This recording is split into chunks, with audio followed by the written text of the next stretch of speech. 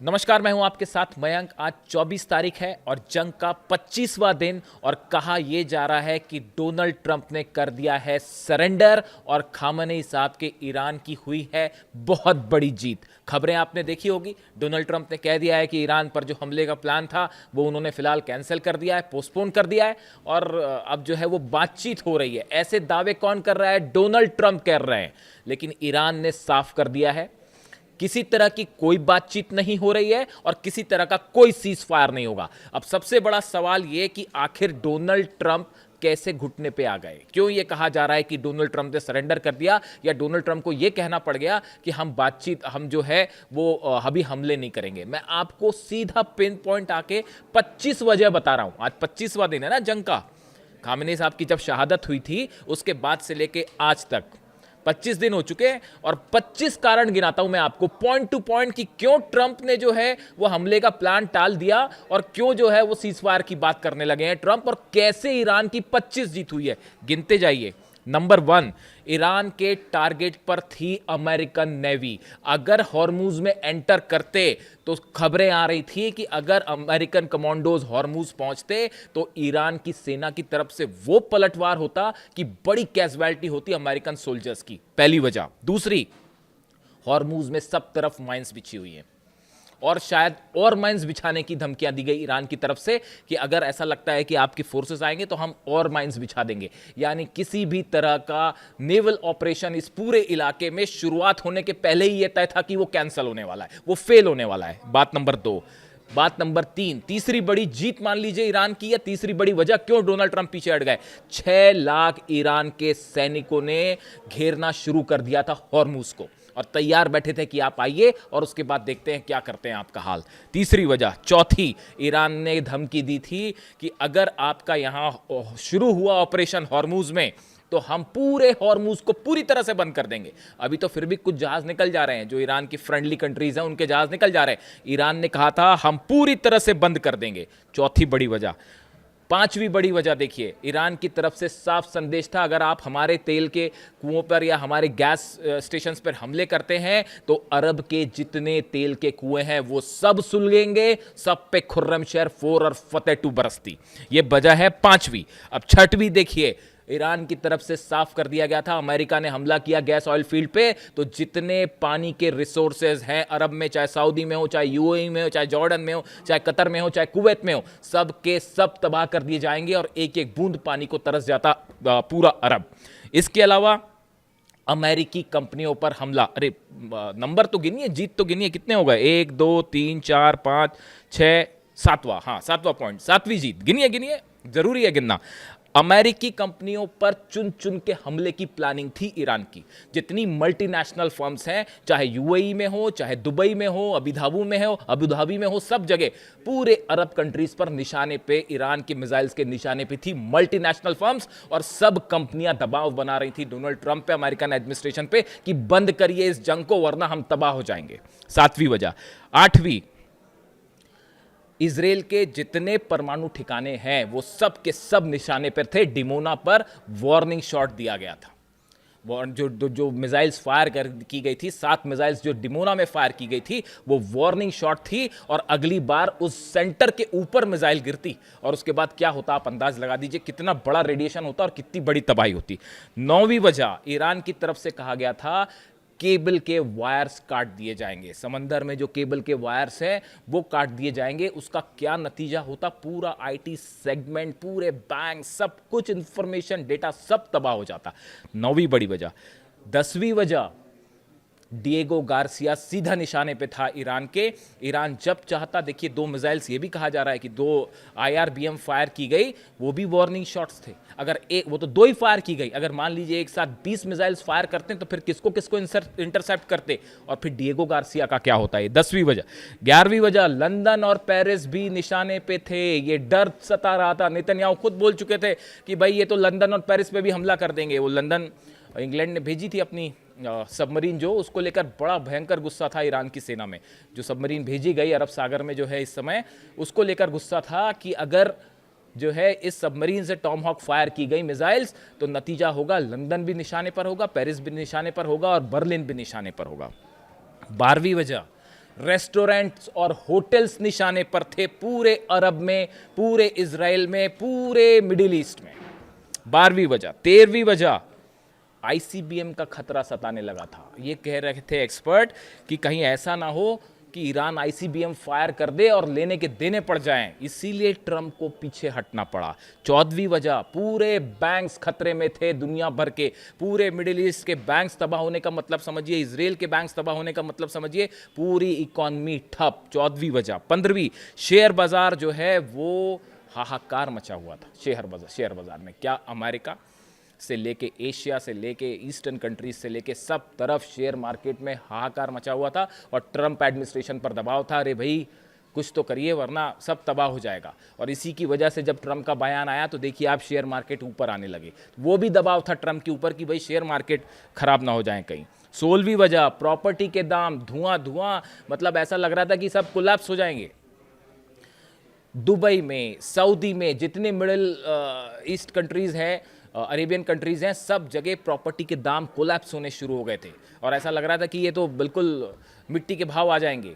वहां से दबाव आना शुरू हो गया था डोनाल्ड ट्रंप के ऊपर कि भाई ये सेगमेंट क्या होगा। 17वीं वजह, फर्टिलाइजर्स के दाम आसमान छू रहे थे। पूरी दुनिया में जो फर्टिलाइजर आता है उसका 60% हिस्सा जो है वो हॉर्मुज से होकर गुजरता है और वहां से जहाज़ों के ना निकलने से पूरी दुनिया के एग्रीकल्चर पर इसका असर पड़ने जा रहा था और फर्टिलाइजर्स की सप्लाई रुक जाती।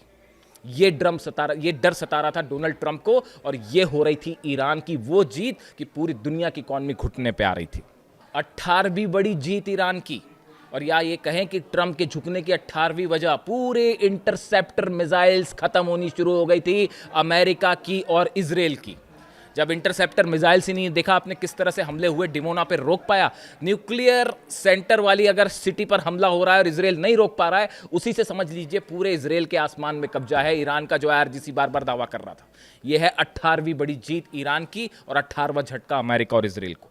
19वीं बात कर लीजिए आप, डिफेंस सिस्टम, जिस बड़े बड़े डिफेंस सिस्टम के दावे हुए, थार्ड के, पेट्रियट के, आयरन डोम के, एरो के, डेविड स्लिंग, सब के सब तबाह हुए। इनके ऊपर मिसाइल्स गिरी हैं, यानी जो डिफेंस सिस्टम का जो दम भरा जा रहा था वो डिफेंस सिस्टम धुआं कर दिए ईरान ने। ये 19वीं वजह है जिसके कारण डोनाल्ड ट्रंप पीछे हटे और ईरान की 19वीं जीत। आगे आइए और बढ़िए, जेरल्ड और अब्राहम लिंकन, ये दोनों जहाज एयरक्राफ्ट करियर जो है उनको पीछे हटना पड़ गया।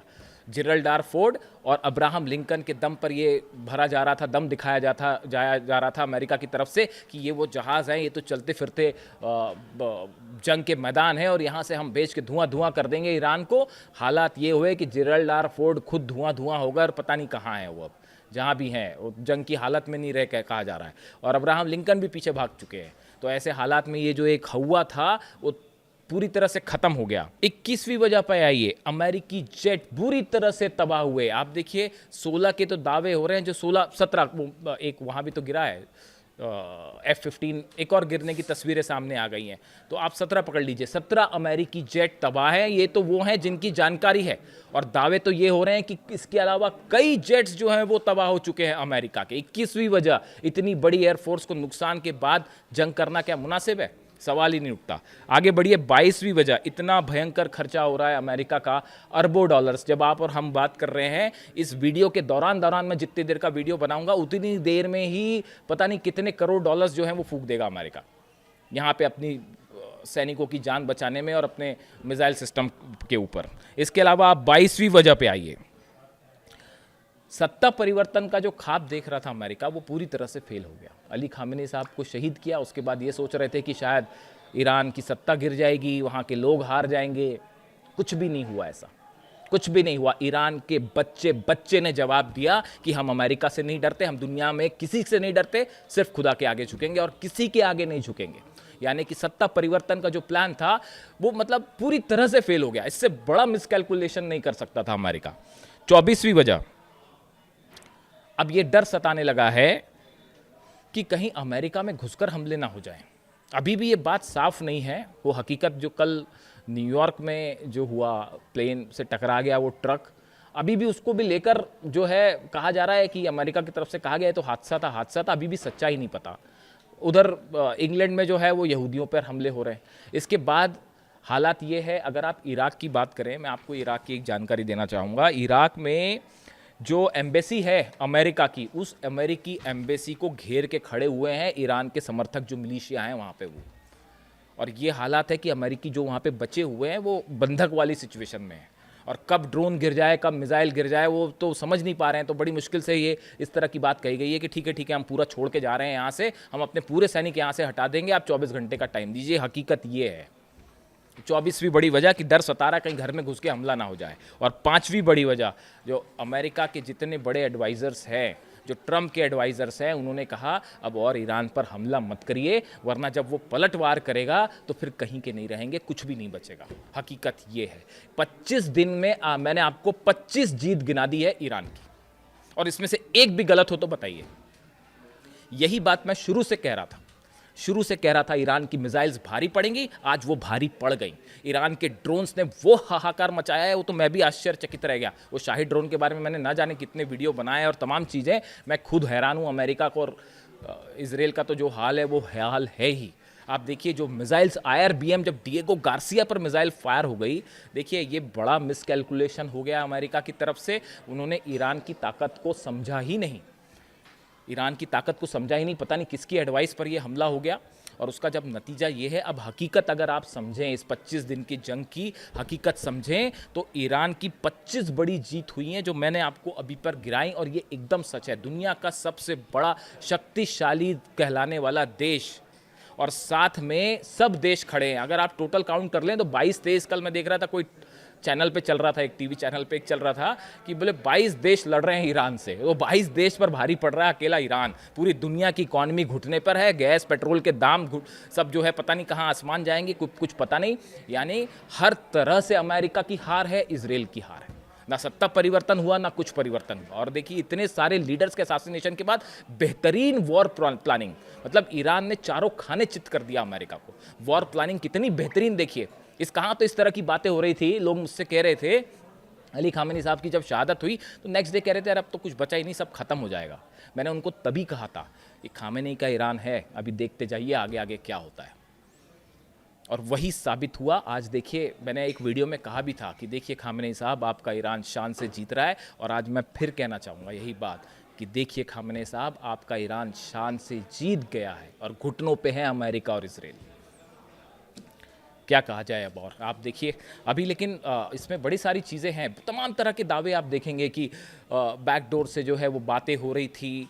और कई देश, ये बात सच है कि कई देश मीडिएशन की कोशिश कर रहे थे, ईरान को रोकने की कोशिश कर रहे थे। कई देश शामिल थे, तुर्की भी शामिल था, इजिप्ट भी शामिल था, कतर भी शामिल, कई सारे देशों ने इस तरह की कोशिश की। ईरान ने सबकी बात ठुकरा दी। अब सवाल यह है कि आगे क्या, ये बातचीत वाली बात में कितना दम है। आपको जल्दबाजी में कुछ कंक्लूड करने की ज़रूरत नहीं है। डोनाल्ड ट्रंप की बात, वो अपनी बात से कब पलट जाएं, कोई भरोसा नहीं है।